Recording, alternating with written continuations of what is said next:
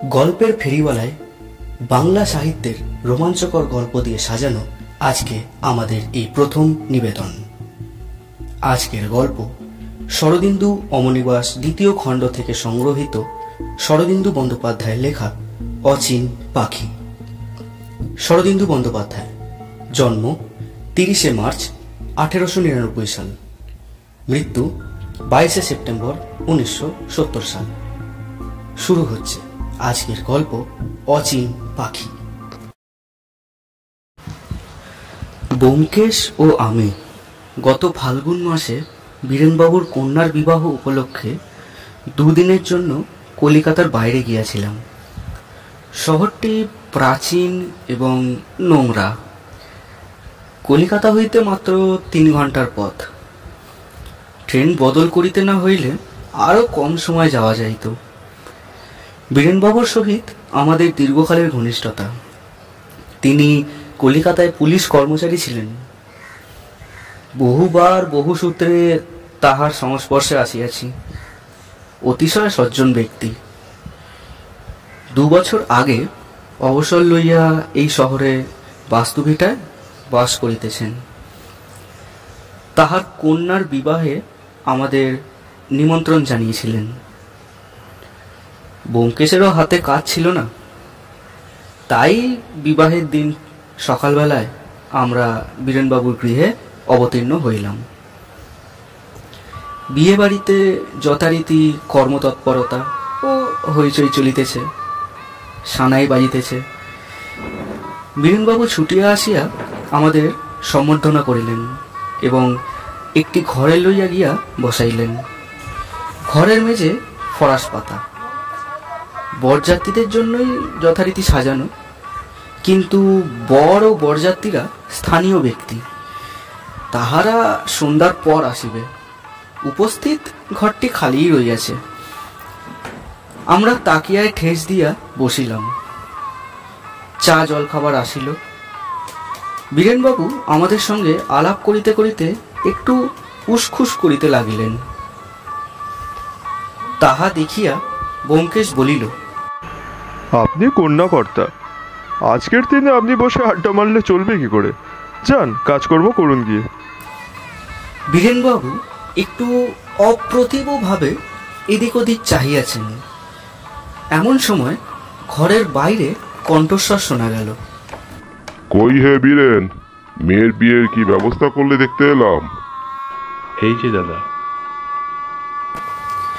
বীরেনবাবু তাড়াতাড়ি গিয়া একটি বৃদ্ধ ভদ্রলোককে ঘরের মধ্যে লইয়া আসিলেন। ভালোই হলো আপনি এসে পড়েছেন। এরা আমারই 2 বন্ধু, কলকাতা থেকে এসেছেন। নাম জানেন নিশ্চয়ই, আমাদেরই দলের লোক। ইনি হলেন স্বনামধনা ব্যোমকেশ বক্সী, আর উনি সুলেখক অজিত বন্দ্যোপাধ্যায়। নাম শুনেছি বই কি। এই বলিয়া ভদ্রলোক আমাদের প্রতি তীক্ষ্ণ দৃষ্টিপাত করিলেন। বীরেনবাবু বলিলেন, ইনি হচ্ছে নীলমণি মজুমদার, পুলিশের নামজাদা অফিসার ছিলেন, এখন রিটায়ার করেছে। আমরাও ভদ্রলোককে দেখলাম। গৌরবর্ণ, লম্বা চেহারা, বয়স বোধ করি 60-এর ঊর্ধ্বে, কিন্তু শরীর বেশ দৃঢ় আছে। পিঠের শিরদাঁড়া তাহার হাতের লাঠির মতোই শক্ত এবং ঋজু। মুখ দেখিয়া মনে হয় জবরদস্ত রাশভারী লোক। গলা স্বর ও গম্ভীর। ব্যোমকেশ বলিল, বসতে আজ্ঞা হোক। নীলমণি মজুমদার লাঠি শুদ্ধ হাত তুলিয়া নমস্কার করিলেন এবং আমাদের মুখোমুখি হইয়া উপবিষ্ট হইলেন। বীরেনবাবু বলিলেন, নীলমণিদা, আপনারা তাহলে একটু গল্প করুন, আমি একটু। হ্যাঁ হ্যাঁ, আপনি প্রস্থান করুন। কেবল চাকরকে বলে দেবেন যেন তামাক দিয়ে যায়। গড়গড়া দুটো নিষ্কর্মার মতো হাত পা গুটিয়ে বসে আছে। বীরেনবাবু প্রস্থান করিলেন। ব্যোমকেশ নীলমণিবাবুকে জিজ্ঞাসা করিল, আপনারও কি আদিনিবাস এই শহরে? নীলমণিবাবু বলিলেন, না, আদি নিবাস ছিল পূর্ববঙ্গে, কিন্তু সেসব গেছে। রিটায়ার করে বুড়ো বয়সে কোথায় যাব, তাই এখানেই আছি। শহরটার ওপর মায়া পড়ে গেছে আর কি। কতদিন রিটায়ার করেছেন? 7 বছর। এই সময় ভৃত্য আসিয়া দুই ছিলিম তামাক দুটি গড়গড়ার মাথার ওপর বসাইয়া দিয়া চলিয়া গেল। নীলমণিবাবু একটি গড়গড়ার নল হাতে লইলেন, অন্যটি লইল ব্যোমকেশ। কিছুক্ষণ নীরবে ধূমপান চলিল। উৎকৃষ্ট তামাক ও ধূমগন্ধে ঘর আমোদিত হইয়া উঠিল। ব্যোমকেশকে প্রথমে দেখিয়া এবং তাহার পরিচয় পাইয়া অনেকেই তাহাকে পরম কৌতূহলের সহিত নিরীক্ষণ করিয়া থাকে। নীলমণিবাবুও তামাক টানিতে টানিতে তাহাকে নিরীক্ষণ করিতেছিলেন, কিন্তু তাহার নিরীক্ষণের মধ্যে একটু বিশেষত্ব ছিল। ভক্তসুলভ পুলক বিহ্বলতা একেবারেই ছিল না, বরং তিনি যেন চক্ষু দিয়া ব্যোমকেশকে তোল করিতেছিলেন। ব্যোমকেশের খ্যাতি ও ব্যক্তিত্বের মধ্যে কতটা সামঞ্জস্য আছে তাহাই ওজন করিবার চেষ্টা করিতেছিলেন। নীলমণিবাবু বুদ্ধিজীবী পুলিশ কর্মচারী ছিলেন। স্বচক্ষে দেখিয়া মানুষের চরিত্র নির্ণয় করা তাহার কাজ ছিল। পরের মুখে ঝাল খাইবার লোক তিনি নন। তাই ব্যোমকেশকে তিনি নিজের বুদ্ধির নিকষে যাচাই করিয়া লইতে চান।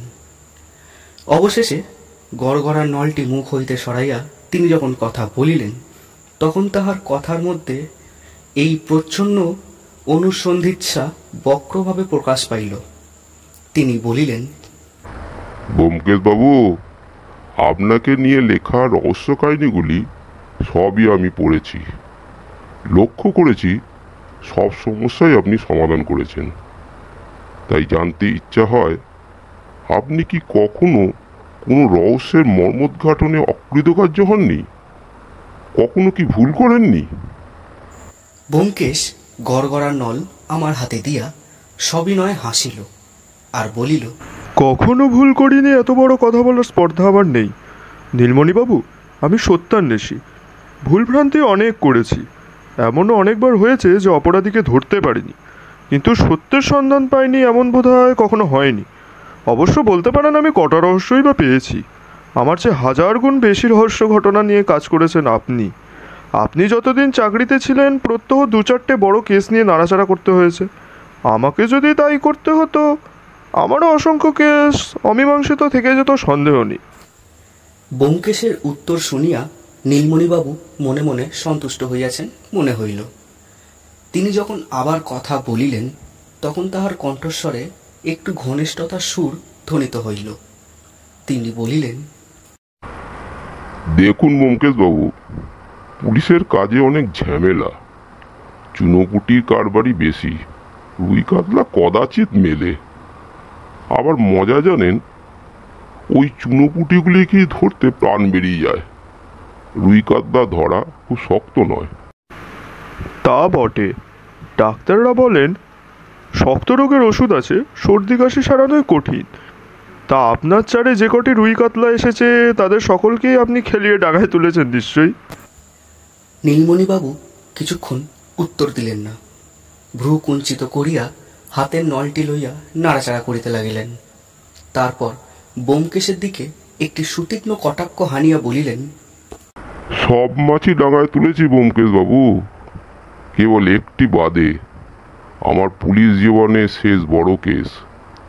এই শহরেই ব্যাপারটা ঘটেছিল, কিন্তু কিনারা করতে পারলাম না। ব্যোমকেশ প্রশ্ন করিল, আসামি কে তা জানতে পেরেছিলেন, কিন্তু প্রমাণ পেলেন না? নীলমণিবাবু ঈষৎ দ্বিধাভরে বলিলেন, একটা লোককে পাকা রকম সন্দেহ করেছিলাম, কিন্তু কিছুতেই তার অ্যালিবাই ভাঙতে পারলাম না। তারপরে এমন একটা ঘটনা ঘটলো যে সব উলটপালট হয়ে গেল। সত্যিকার আসামি যে কে সে সম্বন্ধে ধোঁকা আর কাটল না। এই বলিয়া ব্যোমকেশ আমার হাত হইতে নল লইল এবং তাকিয়ায় ঠেস দিয়া টানিতে লাগিল। নীলমণিবাবু ব্যোমকেশের উপর চক্ষু স্থির রাখিয়া গড়গড়ায় একটি লম্বা টান দিলেন। তারপর নল রাখিয়া দিয়া বলিলেন, আপনি গল্পটা শুনবেন? বেশ তো, বলুন না। ভারী চমকপ্রদ গল্প হবে মনে হচ্ছে। চমকপ্রদ কিনা আপনি বিচার করবেন। আমি যা যা জানি সব আপনাকে বলছি, হয়তো আপনি আসামিকে শনাক্ত করতে পারবেন। এই বলিয়া নীলমণিবাবু একটু হাসিলেন। ইহা শুধু গল্প শোনাইবার প্রস্তাব তা নয়, ইহার অন্তরালে একটি চ্যালেঞ্জ রইয়াছে। নীলমণিবাবু যেন ব্যোমকেশকে ছন্দযুদ্ধে আহ্বান করিয়া বলিতেছেন, এসো দেখি তোমার কত বুদ্ধি প্রমাণ করো।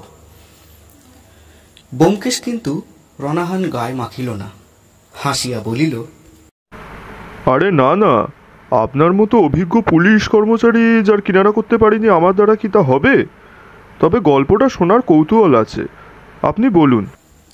আমরা নীলমণিবাবুর কাছে সরিয়া আসিয়া বসিলাম। তিনি পকেট হইতে একটা কৌটো বাহির করিয়া এক চিমটি জর্দা মুখে দিলেন। পান নয়, শুধু জর্দা। ইহাই বোধহয় তাহার আসল নেশা। তিনি গলা ঝাড়া দিয়া গল্প আরম্ভ করিবার উপক্রম করিতেছেন এমন সময় বীরেনবাবু ঘরে প্রবেশ করিয়া বলিলেন, আরেক দফা চা হবে নাকি? আসুক চা, এবং সেই সঙ্গে আরেক প্রস্ত তামাক। সম্মুখে চায়ের পেয়ালা এবং বাঁ হাতে গড়গড়ার নল লইয়া আমরা বসিলাম। নীলমণি মজুমদার তাহার স্বাভাবিক গম্ভীর গলায় গল্প বলিতে আরম্ভ করিলেন। রিটায়ার করিবার বছর তিনেক আগে নীলমণিবাবু এই জেলার সদর থানার কর্তা হইয়া আসেন। তাহার তিনটি প্রধান গুণ ছিল। প্রথম, বুদ্ধি থাকিলে তদন্তকর্মে কৃতকার্য হওয়া যায়, সে বুদ্ধি তাহার প্রচুর পরিমাণে ছিল। দ্বিতীয়, তিনি অতিশয় কর্মষ্ঠ ছিলেন। এবং তৃতীয়, তিনি ঘুষ লইতেন না। শহরটা পুলিশি সেরেস্তায় দাগি শহর বলিয়া পরিচিত ছিল। খুন, জখম এবং আরও নানা প্রকার অবৈধ ক্রিয়াকলাপ এখানে লাগিয়া থাকিত। নীলমণিবাবু পূর্ব হইতে এ শহরের সহিত পরিচিত ছিলেন, শহরের ধাত জানিতেন। তিনি আসিয়া দৃঢ় হস্তে শাসনভার তুলিয়া লইলেন। প্রায় ১.৫ বছর কাটিয়া গেল। নীলমণিবাবুর সতর্ক শাসনে শহর অনেকটাই শান্তশিষ্টভাবে আছে। নীলমণিবাবুর অভ্যাস ছিল সপ্তাহে ২-১ বার কাউকে কিছু না বলিয়া গভীর রাত্রে সাইকেল চড়িয়া বাহির হইয়া পড়িতেন। শহরের একটা অংশ ছিল বিশেষভাবে অপরাধপ্রবণ। তাহারই অন্ধকার অলিগলিতে তিনি ঘুরিয়া বেড়াইতেন। পাহারাওয়ালারা নিয়মিত পাহারা দিতেছে কিনা লক্ষ্য করিতেন। তাহার সাইকেলে আলো থাকিত না, সঙ্গে থাকিত পিস্তল এবং একটি বৈদ্যুতিক টর্চ। প্রয়োজন হলে টর্চ জ্বালাইতেন। যে রাত্রির ঘটনা লইয়া এই কাহিনীর আরম্ভ, সেই রাত্রে নীলমণিবাবু সাইকেল চড়িয়া যথারীতি বাহির হইয়াছেন।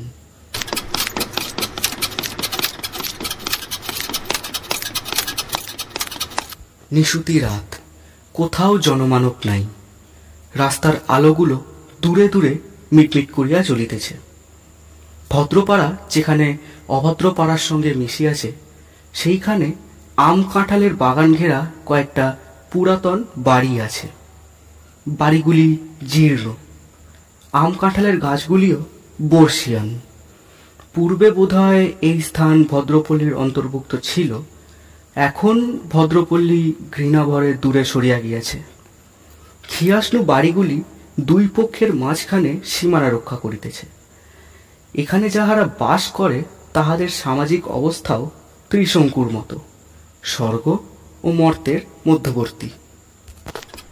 মন্থর গতিতে সাইকেল চালাইয়া এই পাড়ার ভিতর দিয়া যাইতে যাইতে নীলমণিবাবু দেখিলেন, সম্মুখে প্রায় ৫০০ গজ দূরে কয়েকজন লোক একটি মাচার মতো বস্তু কাঁধে লইয়া একটি বাড়ির ফটক হইতে বাহির হইয়া আসিতেছে। তাহাদের ভাবভঙ্গি সন্দেহজনক। নীলমণিবাবু জোরে সাইকেল চালালেন। কাছাকাছি আসিয়া বৈদ্যুতিক টর্চ জ্বালিয়া লোকগুলোর মুখে ফেলিলেন। উচ্চকণ্ঠে হুকুম দিলেন, দাঁড়াও। ৪ জন লোক ছিল। তাহারা একসঙ্গে কাঁধ হইতে মাচা ফেলিয়া পলায়ন করিল। মুহূর্ত মধ্যে অন্ধকারে অদৃশ্য হইয়া গেল। কিন্তু অদৃশ্য হইবার পূর্বে একজনের মুখ নীলমণিবাবু অস্পষ্টভাবে দেখিতে পাইয়াছিলেন। সে ওই বাড়ির মালিক সুরেশ্বর ঘোষ। পলাতকেরা বিভিন্ন দিকে গিয়েছে। নীলমণিবাবু তাহাদের ধরিবার চেষ্টা করিলেন না। তিনি মাচার নিকট গিয়া সাইকেল হইতে নামিলেন এবং মাচার উপর টর্চের আলো ফেলিলেন। মাচা নয়, মরা বহিবার চালি। তাহাতে বাঁধা ছাদা অবস্থায় পড়িয়া আছে একটি স্ত্রীলোকের মৃতদেহ। স্বাস্থ্যবতী সদবা যুবতী দেহে কোথাও আঘাতের চিহ্ন নেই, কিন্তু মৃত। নীলমণিবাবু হুইসেল বাজাইলেন। একজন পাহারাওয়ালা কনস্টেবল কাছে পিঠেই ছিল, দৌড়াইতে দৌড়াইতে আসিল। প্রতিবেশীরাও ঘুম ভাঙিয়া নিজ নিজ গৃহ হইতে বাহির হইল। প্রতিবেশীরা সকলেই মৃতদেহ শনাক্ত করিল। সুরেশ্বরের স্ত্রী হাসি। বাড়িতে অন্য কেহ থাকে না, কেবল সুরেশ্বর ও তাহার স্ত্রী হাসি। নীলমণিবাবু কনস্টেবলকে থানায় রওনা করিয়া দিলেন। তারপর দুজন প্রতিবেশীকে লইয়া বাড়ি অনুসন্ধান করিলেন। বাড়িটি একতলা হইলেও আকারে ছোট নয়, 6খানি ঘর, কিন্তু অধিকাংশ ঘরই ব্যবহার করা হয় না। 2টি ঘরে ব্যবহারের চিহ্ন পাওয়া যায়, তার মধ্যে একটি শয়ানের ঘর। এই ঘরটি বেশ বড়। তাহার 2 পাশে 2টি খাট, 2টি খাটই বিছানা পাতা। একটিতে কেহ শয়ান করে নাই, অপরটি দেখিয়া মনে হয় ব্যবহৃত হইয়াছে। কিন্তু বাড়িতে কেহ নাই, বাগানেও কেহ নাই। বড় বড় আম কাঁঠালের গাছগুলো সারি দিয়া দাঁড়াইয়া আছে। নীলমণিবাবু প্রতিবেশীদের জিজ্ঞাসা করিলেন, মেয়েটির অসুখ করেছিল কিনা আপনারা জানেন? অসুখ করেনি। আজই বিকেলবেলা ফটকের কাছে দাঁড়িয়ে বিনোদবাবুর সঙ্গে কথা বলছিল। তাই নাকি? বিনোদবাবু কে? বিনোদ সরকার, সোনার উপর দোকান আছে। ফটকের কাছে ফিরিয়া আসিয়া নীলমণিবাবু দেখিলেন থানা হইতে 2জন সাব ইন্সপেক্টর ও কয়েকজন জমাদার কনস্টেবল প্রভৃতি আসিয়া উপস্থিত হইয়াছেন। তিনি অল্প কথায় ব্যাপার বুঝাইয়া দিয়া একজন সাব ইন্সপেক্টরের সঙ্গে মৃতদেহ হাসপাতালে রওনা করিয়া দিলেন। 4 জন কনস্টেবল চালি বহিয়া লইয়া গেল। প্রতিবেশীরা তখনও কেহ চলিয়া যায় নাই, নিজেদের মধ্যে ফিসফিস করিয়া জল্পনা করিতেছিলেন। নীলমণিবাবু জিজ্ঞেস করিলেন, মেয়েটির স্বামীর পুরো নাম কি? সুরেশ্বর ঘোষ। সে কোথায়? সুরেশ্বরবাবু সন্ধ্যার পর খেয়ে দিয়ে বেরিয়ে যায়, বাড়ি 1টা-1.5টার আগে ফেরে না। কোথায় যায়? শুনেছি কালীকিঙ্কর দাসের দোকানে তাসের আড্ডা বসে, সেখানেই যায়। কালীকিঙ্কর দাসের দোকান কোথায়? প্রতিবেশীরা ঠিকানা দিল। নীলমণিবাবু তখন জমাদারকে অকুস্থলে বসাইয়া সাব ইন্সপেক্টরকে সঙ্গে লইয়া কালীকিঙ্কর দাসের দোকানের উদ্দেশ্যে চলিলেন। প্রতিবেশীদের বলিয়া গেলেন, কাল সকালে আসবো, আপনাদের এজাহার নেব। কালীকিঙ্করের দোকান সুরেশ্বরের বাড়ি হইতে 1/2 মাইল দূরে। শহরের নিকৃষ্ট অংশ পার হইয়া যেখানে বাজার হাট আরম্ভ হইয়াছে সেইখানে। লোহা লক্করের দোকান। বাজারের এই অংশটির নাম লোহাপট্টি। নিশুতি বাজারের ভিতর দিয়া নীলমণিবাবু কালীকিঙ্করের দোকানের সম্মুখে উপস্থিত হইলেন। দোকানের সামনে রাস্তার পাশে ভারী ভারী লোহার ছড় গুচ্ছকারে পড়িয়া আছে, কিন্তু দোকানের দ্বার বন্ধ। নীলমণিবাবু নিঃশব্দ পদে এদিক ওদিক ঘুরিয়া দেখিলেন পাশের একটি জানলার ফুটো দিয়া শীর্ণ আলোক রশ্মি বাহির আসিতেছে। তিনি নিঃশব্দে জানলার কাছে গিয়া ফুটোর মধ্যে চক্ষু নিবিষ্ট করিলেন। তক্তপোষের উপর ফরাস পাতা 4 জন লোক বসিয়া নিবিষ্ট মনে তাস খেলিতেছে। তাহাদের মাঝখানে ফরাসের উপর কিছু টাকা ও নোট জমা হইয়াছে। বাজি রাখিয়া খেলা চলিতেছে, 3 তাসের খেলা। সাব ইন্সপেক্টর সাইকেল লইয়া রাস্তায় দাঁড়াইয়াছিল। নীলমণিবাবু হাত নাড়িয়া তাহাকে ইশারা করিলেন। সে সাইকেল রাস্তায় শোয়াইয়া দিয়া দ্বারের সামনে গিয়া দাঁড়াইল। নীলমণিবাবু তখন জানালায় টোকা দিলেন। 4 জন খেলোয়াড় একসঙ্গে জানালার দিকে ঘাড় ফিরাইল। 4 জোড়া চোখ শঙ্কিত উৎকণ্ঠায় চাহিয়া রইল। তারপর একজন এক খামচায় সম্মুখের টাকা কড়ি তুলিয়া লইয়া পকেটে পুরিল।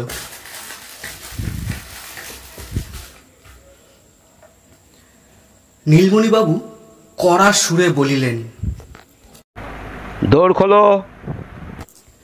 4 জন মুখ তাকাতাকি করিল।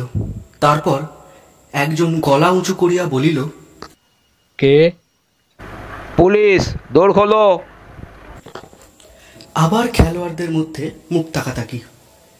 তারপর একজন, বোধহয় দোকানের মালিক কালীকিঙ্কর দাস, উঠিয়া গেল। নীলমণিবাবু জানালা হইতে সরিয়া দ্বারের সম্মুখে দাঁড়াইলেন। দ্বার খুলিল। রোগা অস্থিসার লোকটা 2 জন ইউনিফর্ম পরা পুলিশ কর্মচারীকে দেখিয়া এক পা পিছাইয়া গেল। কে? কি চাই? তুমি কালীকিঙ্কর দাস? হ্যাঁ, কি চাই? এখানে আর কে কে আছে? আমার 3 জন বন্ধু আছে। নীলমণিবাবু আর বাক্য ব্যয় করিলেন না। ইন্সপেক্টরকে সঙ্গে লইয়া দোকানে প্রবেশ করিলেন। পাশেই অফিস ঘরের দরজা। অফিস ঘরে গিয়া তিনি দেখিলেন 3 জন খেলোয়াড় তখনও ফরাসের উপর বসিয়া আছে, আর একজন তাস ভাজিতেছে। তিনি কিছুক্ষণ দাঁড়াইয়া সকলকে নিরীক্ষণ করিলেন। সকলেরই বয়স 45 হইতে 40-এর মধ্যে। চেহারায় তেমন কোনো বৈশিষ্ট্য নেই। কেবল এক ব্যক্তি, যে ব্যক্তি তাস ভাজিতেছিল, হাড়ে মাসে মজবুত গোছের লোক। দেখিয়া মনে হয় এই লোকটাই পালের গোদা। নীলমণিবাবু প্রশ্ন করিলেন, সুরেশ্বর ঘোষ কার নাম? সেই মজবুত গোছের লোকটি ভ্রু তুলিয়া চাহিল। তারপর তাস রাখিয়া উঠিয়া দাঁড়াইল। আমি সুরেশ্বর ঘোষ, কি দরকার? তার গলার স্বর শান্ত এবং সংযত। নীলমণিবাবু একে একে 4 জনের দিকে চক্ষু ফিরাইয়া বলিলেন, তোমরা দুপুর রাত্রে মরা নিয়ে ঘাটে পোড়াতে যাচ্ছিলে। ভেবেছিলে একবার পুড়িয়ে ফেলতে পারলে আর কোনো ভয় নেই। 4 জনের মুখেই অকৃত্রিম বিস্ময় ফুটিয়া উঠিল।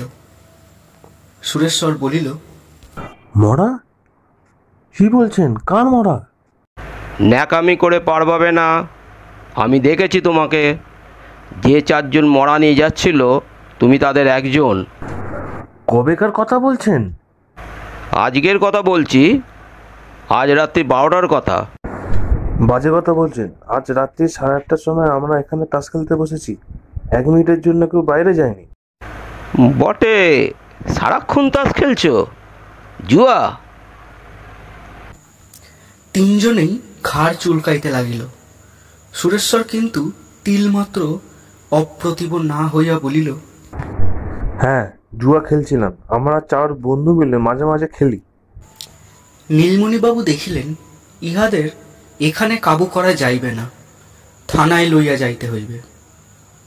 বলিলেন, আপাতত জুয়া খেলার অপরাধে আমি তোমাদের অ্যারেস্ট করছি। থানায় চলো। এইভাবে কিছুক্ষণ কথা কাটাকাটি চলিল। শেষ পর্যন্ত তাহারা থানায় যাইতে রাজি হইল। নীলমণিবাবু বলিলেন, যদি জামিন জোগাড় করতে পারো, আজ রাত্রেই ছেড়ে দেবো। রাস্তার কিছু দূর যাইবার পর সুরেশ্বর বলিল, মরার কথা কি বলছিলেন? কার মরা? তোমার স্ত্রীর। হ্যাঁ, আমার স্ত্রী? কি বলছেন আপনি? শেষ হলো আজকে আমাদের প্রথম পর্ব। দ্বিতীয় পর্ব জানার জন্য আমাদের সাথে থাকুন, পাশে থাকুন, আর সাবস্ক্রাইব করুন আমাদের চ্যানেল গল্পের ফেরিওয়ালা।